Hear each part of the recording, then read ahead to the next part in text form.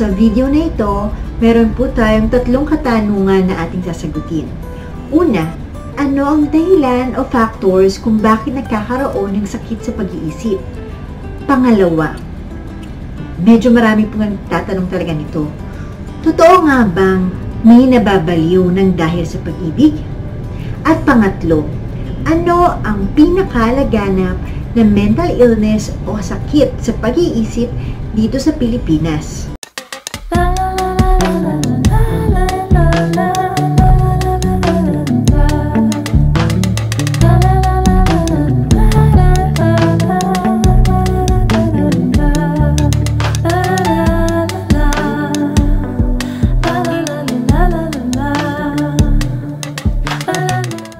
Nakakalungkot lang po na dito sa Pilipinas, I am also guilty about this.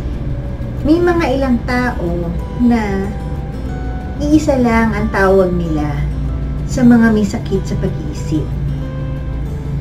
At yun po ang salitang baliw. Pero hindi naman po kasi lahat ay katulad ko na nabibigyan ng oportunidad para magkaroon ng formal education about mental illness.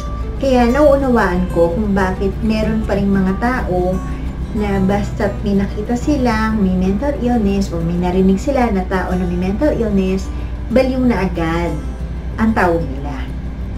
And katulad nyo, nagkamali din po ako dati. Kaya ngayon gusto ko po turuan ang lahat ng Pilipino kung ano ba talaga ang mental illness o sakit sa pag-iisip. Sa ngayon, meron tayong humigit kumulang 541 existing na mental illness. Para po sagutin ang ating unang katanungan, sa ganitong paraan natin siyang umpisahan. Meron pong 3 largest body organ ng ating katawan. Una, ang skin. Pangalawa, ang liver. Pangatlo, ang brain. Okay? So, kapag po ang ating balat ay hindi naalagang mabuti, maaari po tayong magkaroon ng severe acne, eczema, skin asthma, at iba't iba pang allergies or skin allergies. Ang liver naman po, kapag hindi natin siya inalagaan, halimbawa, mahilig tayo mag-inom, so nasobrahan tayo ng inom sa mga pain relievers at iba pang gamot, maaari tayong magkaroon ng liver problem. Pwede din namang magkaroon tayo ng hepatitis kapag masyado tayong kumakain kung saan-saan at hindi nakakain tayo ng hindi malinis na pagkain. So, maaari din naman pong magkaroon ng tinatawag na fatty liver. Katulad ng skin and liver, ang brain po ay isang body organ na kapag ating napabayaan, ay maaari po tayo magkaroon ng sakit o ang tinatawag natin na mental illness. Meron pong 2 factors kung bakit nagkakaroon ng mental illness. Una po ang tinatawag natin predisposing factors. Ito po ay genetic factor or nasa genes ng pamilya mo ang certain illness. Halimbawa po, nasa lahi nyo ang diabetes. At ikaw po ay kumain ng matatamis. Kaya mataas po ang chance na magkaroon ka rin ng diabetes.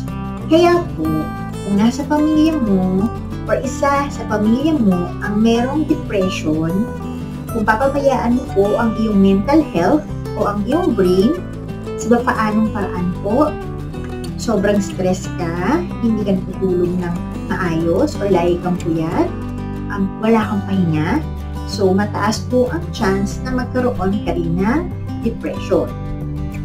So, kaya napaka-importante po na aalagaan talaga natin ang ating mental health. So, pangalawa po, tinatawag natin precipitating factors or environmental factors. Kapag po ikaw ay nakaranas ng matinding trahedya or traumatic event, katulad ng na-hold up ka, na-aksidente ka, or kahit anong matinding kalungkutan o matinding takot, matinding negative na emotion, maaari ka po magkaroon ng mental illness. For example, ikaw po ay naka-witness ng war or gera, maaaring magkaroon ka po ng post-traumatic stress disorder. O kaya naman po ikaw ay isa sa survivor ng matinding bagyo, so maaari pong magkaroon ka ng PTSD, depression, or anxiety.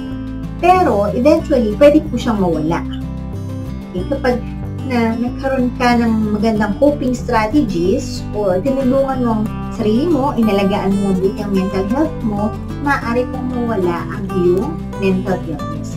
Na-trigger lang kasi siya, kaya ka nagkaroon. Pero wala sa genes mo.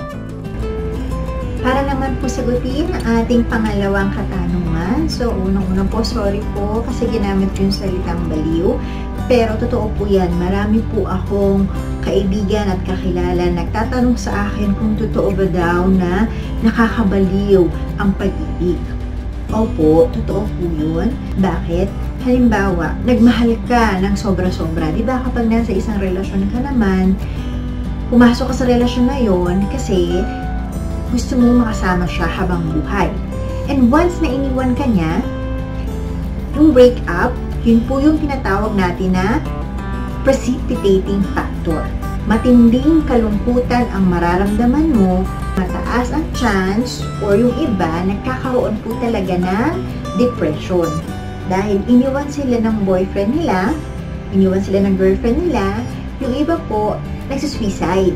So iniisip natin, iniwan lang ng boyfriend or girlfriend, nagsuicide na agad.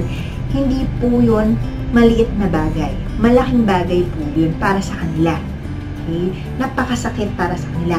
At bakit sila nag-suicide or nag-suicide attempt? Kasi meron po silang depression. Bakit naman yung iba is ang nararanasan nila is para silang nawawala sa sarili. Ito po yung mga taong may naririnig, may nakikita, na sila lang nakakakita at nakakarinig. Schizophrenia po ang tawag doon.